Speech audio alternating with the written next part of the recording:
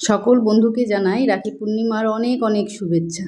তো আজকে তো বৃহস্পতিবার, একদিকে গুরুবার, তার মধ্যে লেগেছে পূর্ণিমা।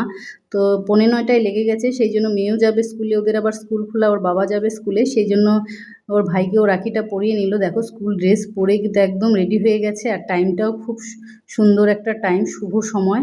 তো সেই জন্য আর কি ভাইকে রাখি পরাচ্ছে, আর ওর ভাইও চলে যাবে স্কুল থেকে এসে, ওদের 4:30 বেজে যায়। তো তখন অনেকটা দেরি হবে, সেই জন্য ওরা কিন্তু রাখিটা পরিয়ে ওদের রাখি পালন হয়ে গেল উৎসব।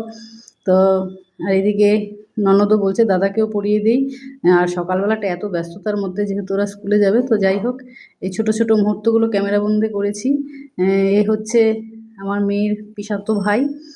তো যাই হোক ওরা খুব আনন্দ পেল। আর এই যে একটু মিষ্টি খাওয়াচ্ছে ভাইকে, ভাইও আবার গিফট দিয়েছে। দেখো এই ছোট ছোট আনন্দগুলো স্মৃতি হয়ে রয়ে যায়।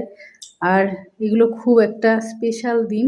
এই দিনগুলো বছরে বছরে আসে, কিন্তু কারো ভাগ্যে হয়তো এই দিনটি আসে না, কারণ সময়ের অভাব, ব্যস্ত দিনে সবাই হয়তো রাখি ঠিকমতো পরাতে পারে না। যেমন বড় ননদই আসতে পারলো না, তো ছোট ননদ এই যে ওর দাদাকে পরাচ্ছে।